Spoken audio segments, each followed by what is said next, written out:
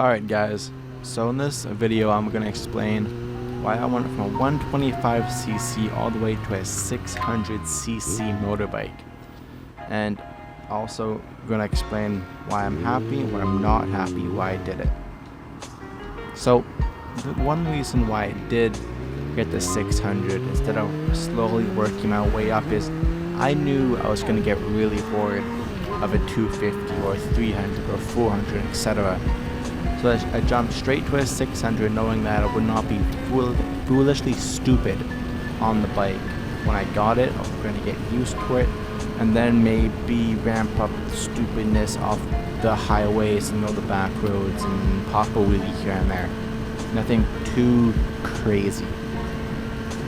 I didn't have a lot of money to spend on a bike, so I went for the highest bike that I felt comfortable with, and at the same time not totally breaking the bank, because the bigger the bike, more the insurance will cost because of the safety and the risks that come with a bigger, faster bike. And saying that though, I also wish that I started moved up from 125 to a 250 to a 300 to a 400, because there's a good feeling of slowly moving up, progressing through the ladder of bikes, but that will cost you so much more money in the long run, because say like you get the 250, 6 months later you're aboard the 250, so now you gotta sell the bike, hopefully get most of the money back, and then save up more money to buy a bigger bike, and then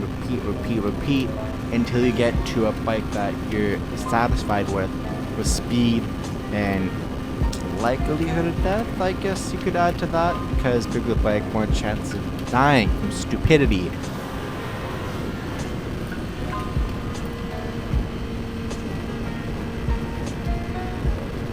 So another reason why I kind of regret getting the 600 is it's more fun to drive a slow bike fast instead of a fast bike slow. If you catch my drift, okay? It's more fun to drive a 125, throttling it at the highest gear it can go, and you're like, wow! Just revving it out. And like a 600 in third gear or second gear, barely being on the throttle because you don't want to kill yourself, break laws, get a speeding ticket, crash and die. And also, bigger the bike, more powerful it gets when you get into the higher RPM, because of the way the pistons work. More air gets in, more combustion, more power. That's why these bikes are super dangerous. And when I first hopped on the bike, I was scared. Like, I'm still kind of nervous sometimes to ride it, because if I hit the throttle too much, I'm gone and I'm popping up. And it's the first times that I was riding the bike, I was turning around this corner and I accelerated too hard and I wasn't really holding on to the handlebars, and I almost flew off. So there's that, but as you get used to it, it does grow on you. So now I'm gonna get into why I love getting a 600 instead of working my way up.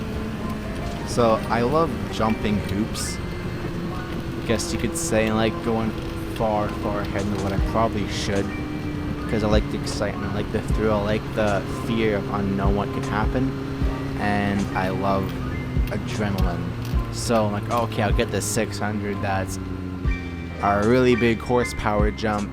This bike with me on it roughly weighs 550 pounds, and it produces 131 horsepower. There are cars that weigh like 3,000 pounds that have close to the same amount of horsepower.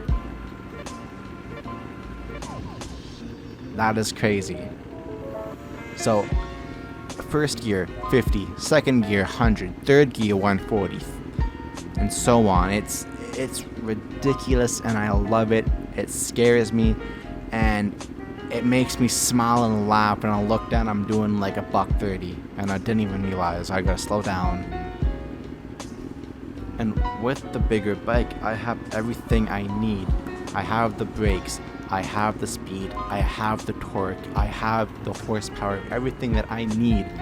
If need be, I have to get out of a situation with a car trying to hit me, or a car is in front of me and I gotta swerve to the next lane or something ridiculous. I have all the tools that I need on this bike. Unlike if I have a smaller bike per se, and a car behind me is pissing me off and I'm trying to get away, but I don't have the speed to get away, I'm gonna have to pull over, and then if that car wants to really do something, they can pull over. And I guess I could lane split, but that's illegal, and that's gonna cause probably an accident because of all the swerving and the tight spaces where the cars meet and where they are diagonal to, like you just saw in the video. So bad right now.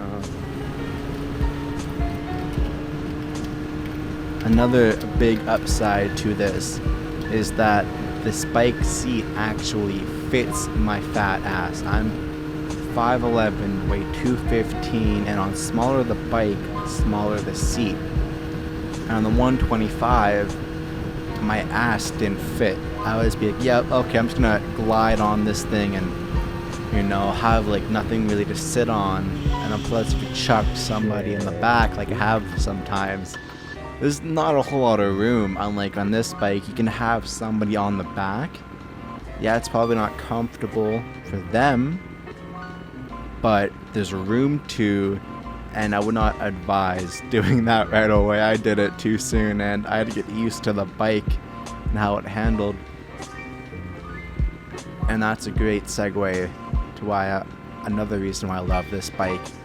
It has the horsepower to fit 2 people on it. With the other smaller bikes, you might not have the horsepower to move fast enough for traffic with a smaller bike. With this one, it's no problem. It's like there's nothing even on the bike. It's amazing. I love it.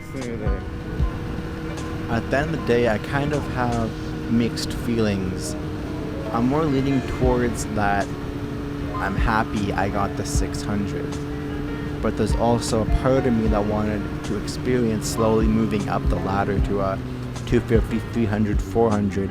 But I just don't have the money to do that. I don't have the luxury to go, okay, 1 year 250, next year 300, next year 400. That's just not able to happen.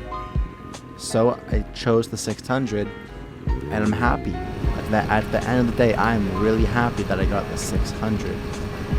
My final words would have to be that if you are on a budget and you are not going to be stupid on your bike, and you have ridden motorcycles, you are used to 2 wheels, and you got a good head on your shoulders, get a 600. But in saying that, if you're not too comfortable, don't. I knew that if I rode the bike for a little bit, got used to all the gears, when to shift and the accelerator, I would be fine. So guys, hope you liked the video.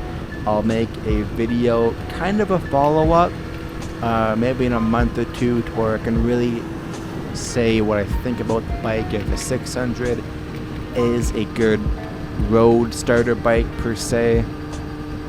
It's not a starter bike for me, but I'm not going to call it 125 as my official starting bike because it's not really highway legal or anything, because it doesn't have that top speed. So yes, in a couple months I will put out a video saying is a 600 a good starter bike, and then I'll put the pros, and then maybe make another video of the cons. Alright guys, as always, thank you for watching, and have a good day.